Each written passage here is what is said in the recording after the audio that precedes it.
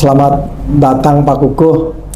Kita perkenalkan dulu nih kepada pemirsa, Pak Kukuh ini sebagai Kepala Stasiun Meteorologi Pak ya, Raden Intan 2. Betul sekali. Assalamualaikum warahmatullahi wabarakatuh Pak. Waalaikumsalam warahmatullahi wabarakatuh. Ya, terima kasih Pak Kukuh sudah menyempatkan sore hari ini datang di SMS ini Pak, dalam rangka bincang ya. Bincang santai lah sambil kita ngopi-ngopi.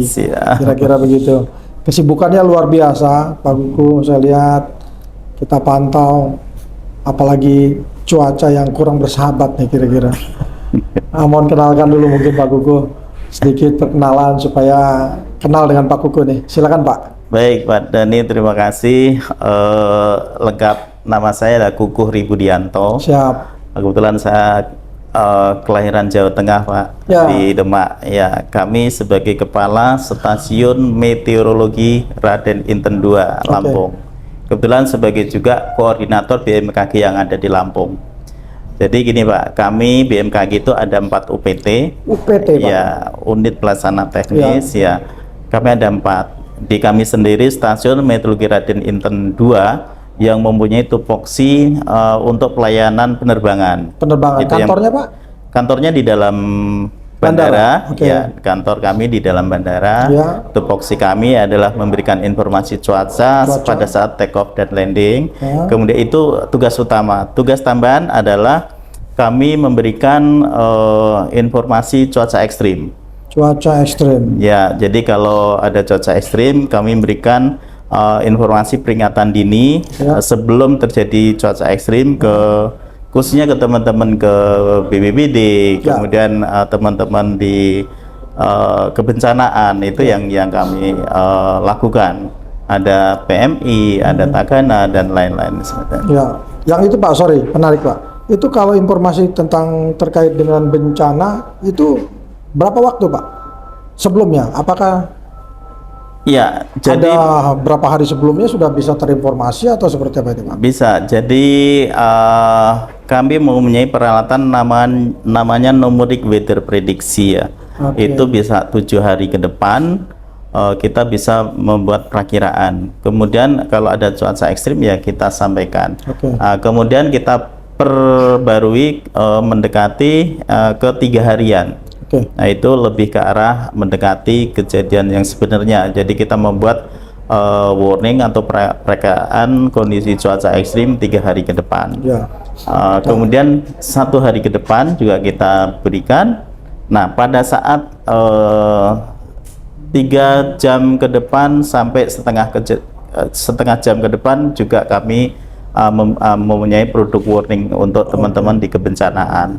Nah itu yang tugas yang kami lakukan oleh BMKG yang ada di bandara. Ya, itu yang baru 2 ya Pak ya? 2 unit.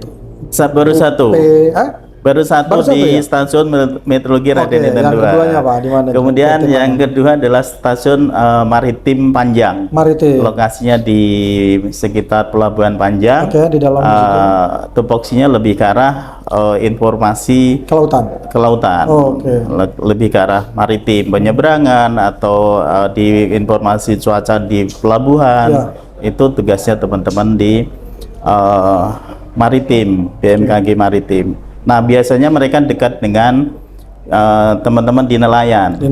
Ya, melalui HNSI mereka menyampaikan informasi terkait gelombang tinggi kepada nelayan. Nah itu yang kedua. Ketiga di stasiun klimatologi. Itu terkait dengan iklim. Lokasinya di Masgar. Ya, di Masgar. Tupoksinya tadi membuat perakiraan iklim ke arah masuk ke musim ya. Mereka mempunyai perakiraan musim kemarau, musim penghujan. Kemudian membuat perakiraan per bulan gitu sampai 3 bulan ke depan.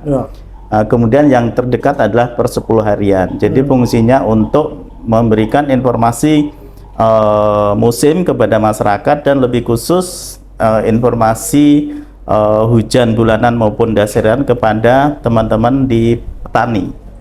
Jadi mereka khusus ke arah petani.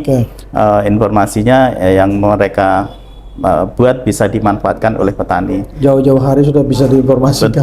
Betul. Nah, kemudian yang keempat adalah Stasiun Geofisika Lampung Utara atau Kota Bumi.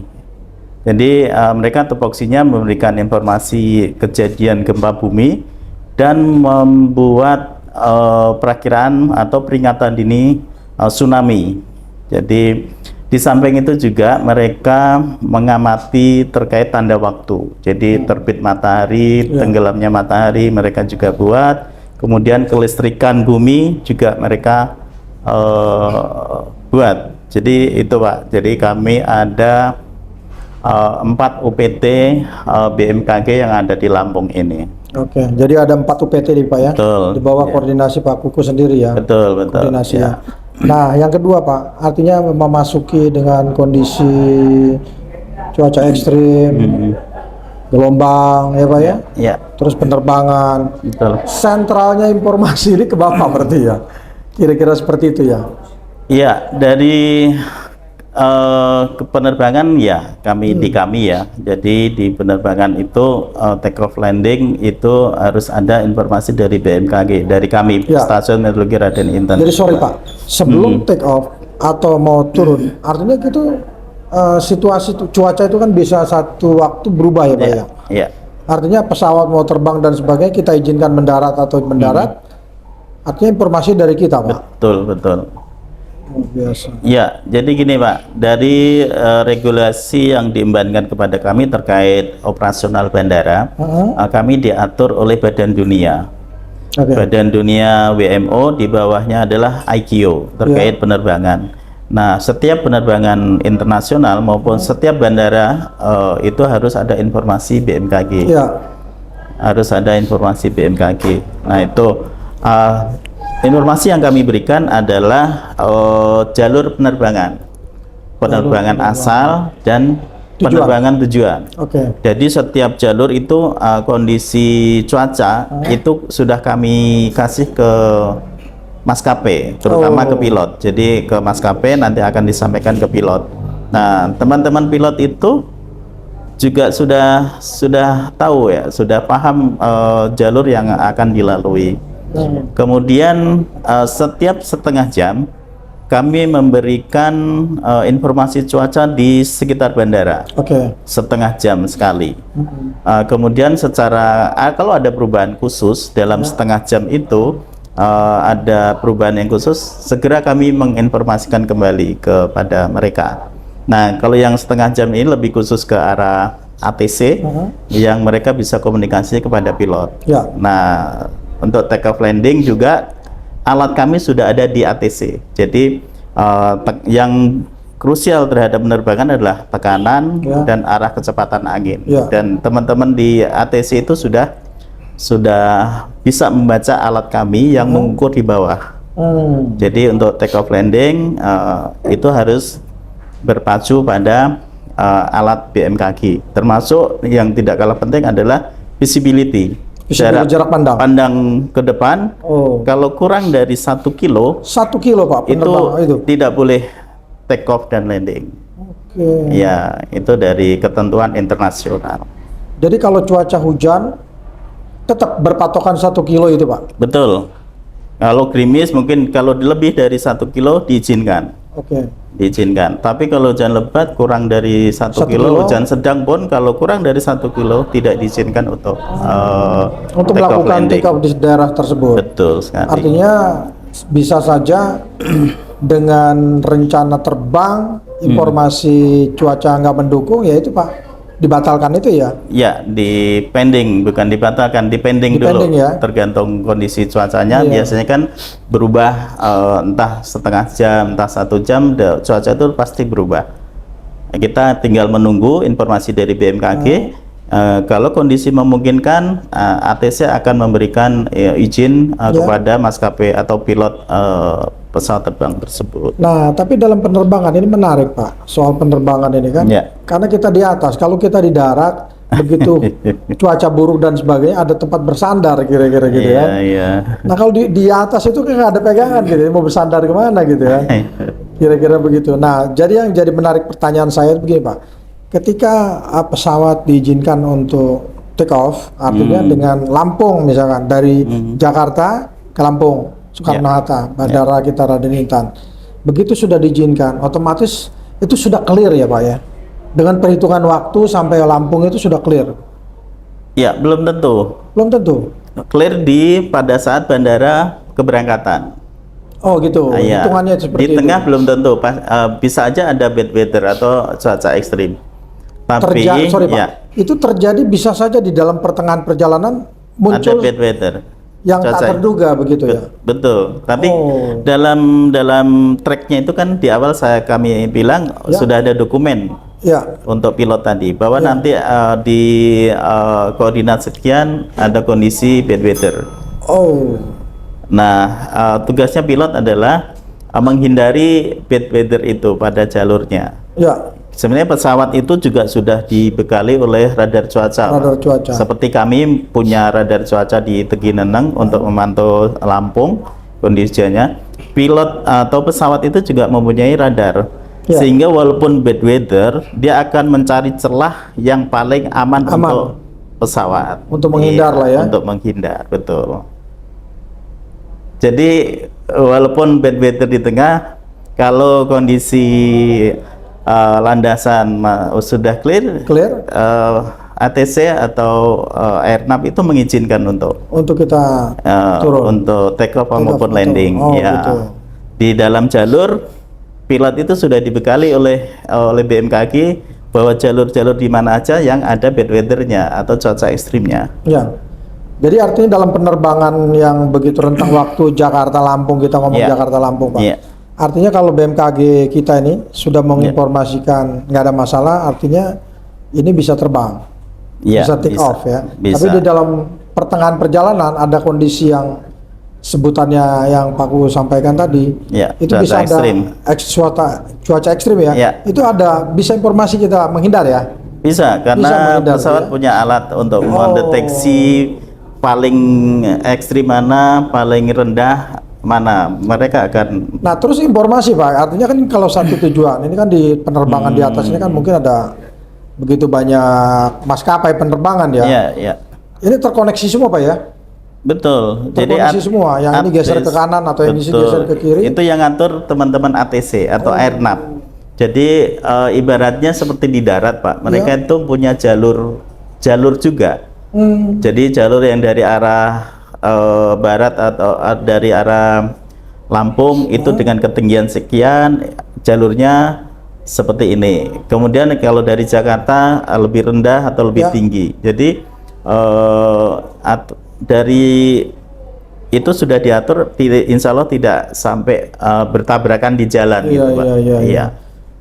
Ada daerah lintasnya lah ya kira-kira. Betul, ada jalur lintasnya sendiri mereka. Baik Pak Kuku, melihatnya sudah dapat informasi sedikit nih. Iya. Tapi nanti kita sambung lagi dengan informasi lain. Betul. Nah sebelum kita tutup Pak Kuku, mungkin apa pesan nih terkait dengan masyarakat kita dengan situasi cuaca dan sebagainya, apa yang harus disampaikan kira-kira? Ya, kalau terkait regulasi penerbangan atau terkait dengan penerbangan sendiri, tentu tidak usah gundah atau seperti apa ya. Kalau ada cancel penjadwalan, itu pasti ada alasan khusus. Terutama kalau ada bad weather atau cuaca ekstrem. Nggak usah marah-marah lah. Nggak usah marah-marah. Memang itu untuk keselamatan kita ya. Itu untuk keselamatan semua. Kemudian yang terkait cuaca ekstrim, terkait kebencanaan, emang sekarang kan kita lagi puncak musim penghujan ya. Kemudian di Desember Januari kan Lampung puncak musim hujan. Betul. Nah tentu kita waspada terhadap kebencanaan diakibatkan oleh cuaca ekstrim. Ya. Terutama kita harus tahu benar kondisi lingkungan kita seperti apa. Nah kalau ada daerah rawan longsor, daerah rawan banjir. Nah di Februari inilah Lampung potensi hujan ekstrimnya luar biasa, masih akan berpotensi cuaca ekstrim itu. Itu yang kami sampaikan, warga khususnya di daerah-daerah rawan itu harus waspada. Gitu. Perkiraan Pak dengan cuaca yang harusnya kan Desember ini selesai nih, tapi masuk di Januari masih juga soal masih merembet ini hujan-hujan ini. Bukan selesai Pak, tahunnya yang selesai. Tapi cuacanya justru Desember Januari itu puncak-puncaknya. Puncak-puncaknya dari sisi curah hujannya. Nanti di Februari masih ada, tapi lebih rendah dari Januari, Maret, April itu transisi lagi. Nah, kalau di puncak musim hujan itu lebih ke arah banjirnya. Tapi transisi nanti seperti sekarang kayak kemarin di Lampung di selatan ada angin kencang dan hujan es. Nah, transisi nanti lebih cenderung ke arah itu, angin kencang, puting beliung, hujan es itu sebenarnya normal di waktunya ya Pak. Nah sekarang Pak, kalau orang ingin mendapatkan informasi tentang apa yang Bapak sampaikan ini, melihat kemana nih Pak? Mendapatkan informasinya kira-kira? Ya, yang paling gampang itu di Play Store ya. Ada info BMKG. Play Store ya, di Play Store ada info BMKG, di app ya, itu info BMKG. Jadi di situ kalau untuk khusus Lampung ada perakiraan harian. Update Pak ya? Update. Terus ya, tiap hari. Jadi data itu setiap 12 jam kita update. Karena jam 7 pagi dan jam 7 malam itu data masuk, kita running ulang. Jadi update.